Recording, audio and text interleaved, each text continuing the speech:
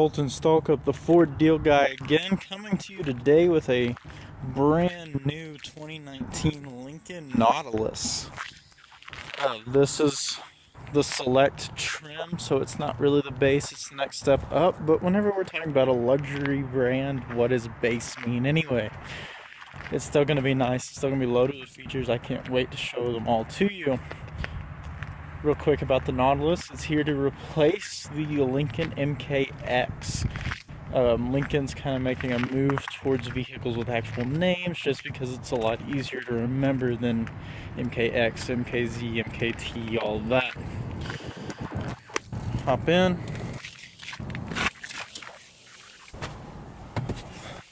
This vehicle does come with remote start, but didn't want to show it to you this time because when you push the brake and then the start button here, this thing shows you a nice little light show, and it does it on the middle screen as well.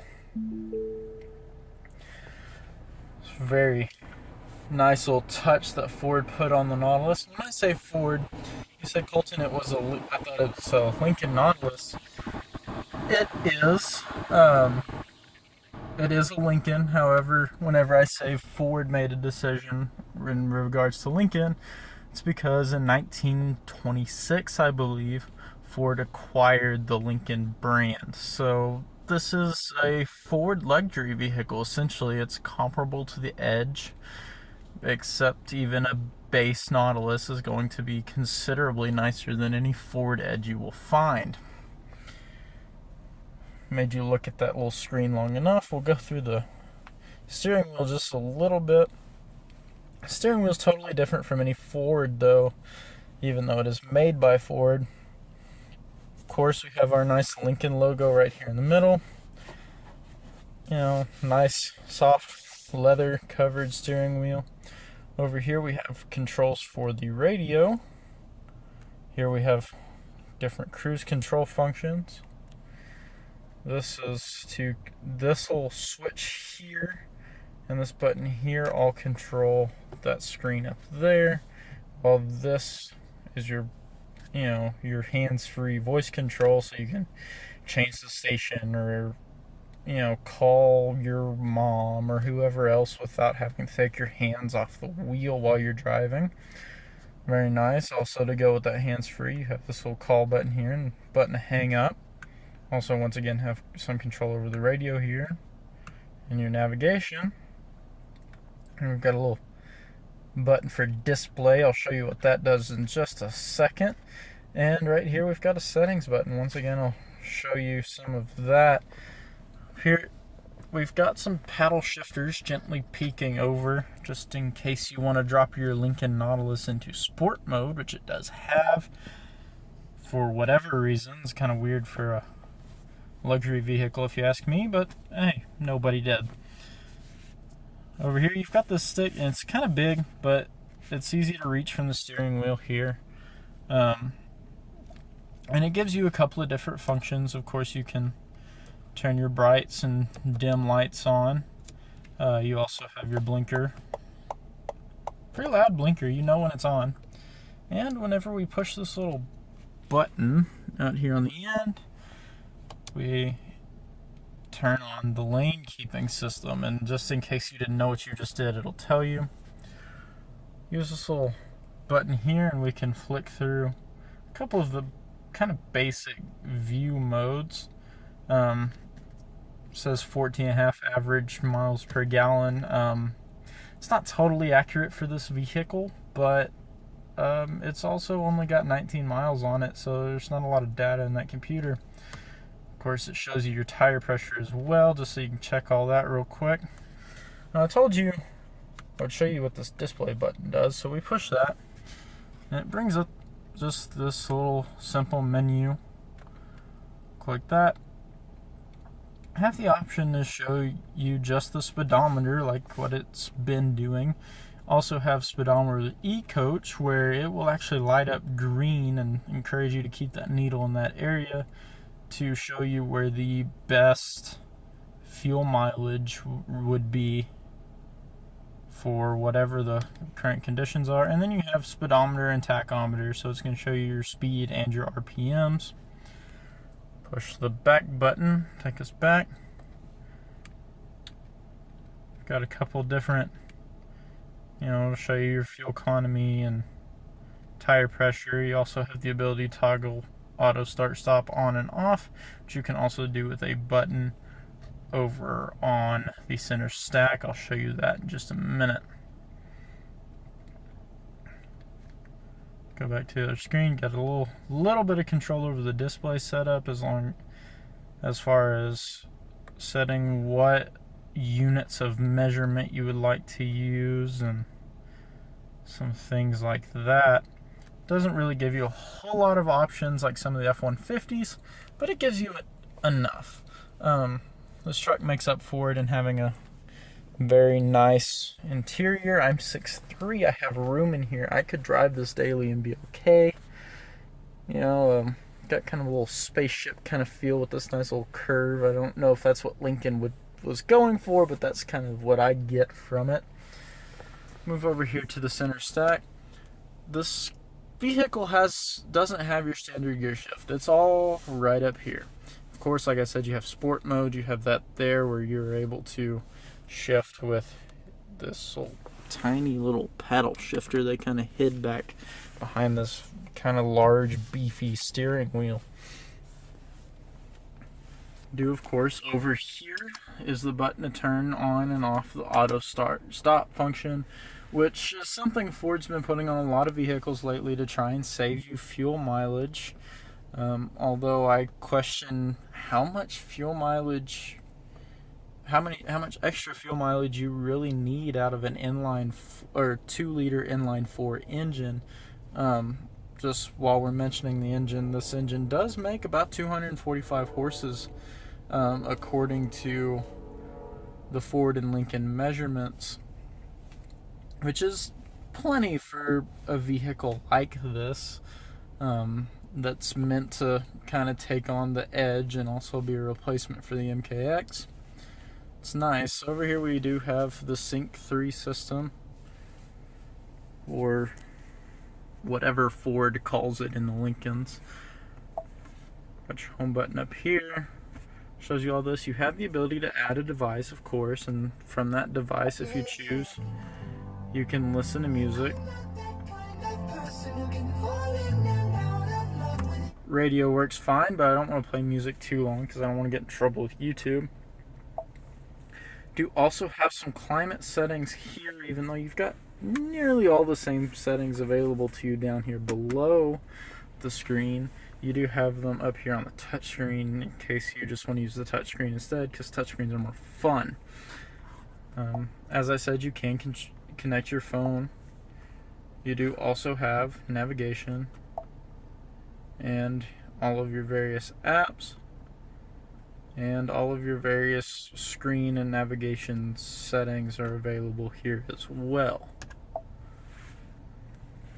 Moving farther down the center stack, we have a CD player, which is kind of interesting to me that they are putting a CD player on a 2019. I don't remember the last time I saw a CD, if we're being honest. So, yeah, that's just kind of interesting to me. Have your radio controls here, just in case you don't want to be using them up on screen. You got your navigation going or something, and that would be in the way. And like I addressed earlier, you have all of these different climate control settings here, including heated seats, which I'm currently warming mine because it's about 30 degrees outside today.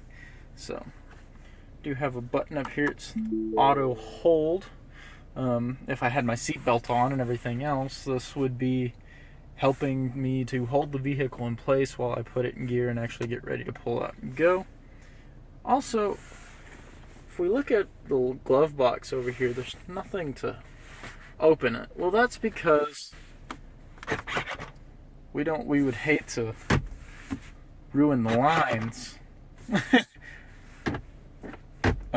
Unfortunately, the button doesn't raise it back up, but you do use a button to drop it. Lincoln's also hidden a little hole here for your phone, so you can see there's a place to plug it in, and as you can't see because it's all black, oh, there it is. Right here is a wireless charging mat, just in case your phone is new enough and fancy enough to do that, which it might not be if you have spent all of your money on this car, which I could justify that. Push it, it closes. Lincoln gives you two average size cup holders with some nice little flashy stainless steel around the inside. Also give you this center console. It's got this little upper portion and a lower portion down here, once again with some more plugins. A little place to put your change or whatever else. Interesting thing about this console is it does have two buttons. When we push one, both parts come up. When we push this one on the right, only the lid comes up.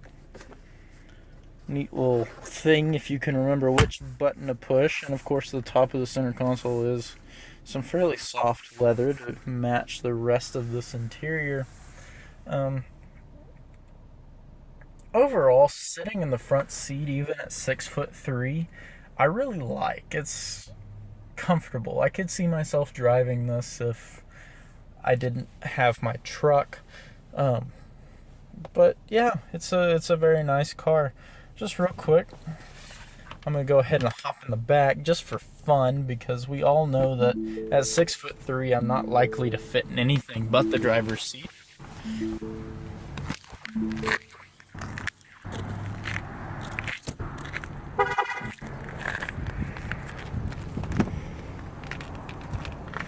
We get out and see a nice continuation of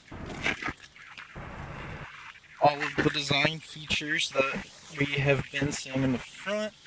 It takes a minute for me to crawl in here. I'm, once again, 6'3". I'm not a small guy, but I can fit with my knees in my own back. Hopefully, if I have to sit in the back seat, I have a fairly normal-sized driver. Go ahead and get a nice shot. Let you see everything from the back seat. It's again very nice. Back of the console, you do have these two vents here for your rear passengers, and a USB and 12-volt plug-in, which can be nicely sealed away. Also, if you only have two rear passengers, have the option of a little armrest and push it out and have some cup holders.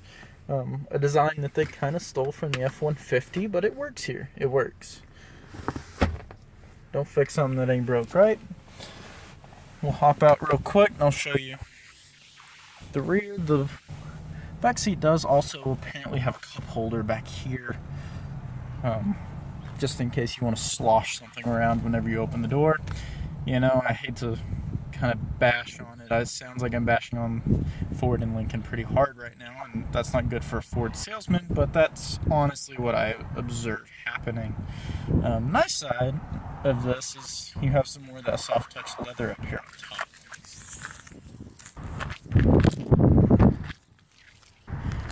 Come up to the back, way off on the right side of the license plate, somewhere over here. There's the button. Pops right on up. We have plenty of storage space back here. Lincoln even gives you a little net, kind of keeps stuff from sliding out, I guess. And we give you a spare tire whenever you buy this Lincoln Nautilus. Got plenty of room, and just in case you don't have enough, you do also have the ability to fold the seats from back here. Bam.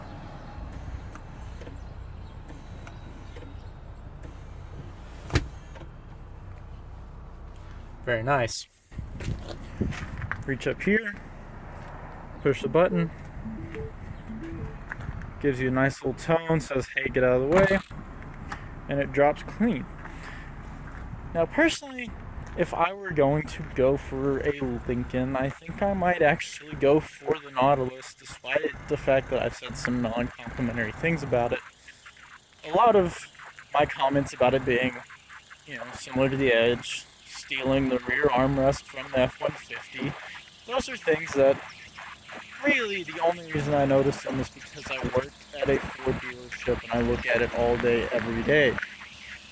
think it's a very nice car overall, and I could see myself driving it if I really needed to or was in the right position. And you could drive it yourself if you're in the right position. It's going to cost you just a tad over $48,000. This is just once again the all-wheel drive model, so wherever it needs to go, it can take you.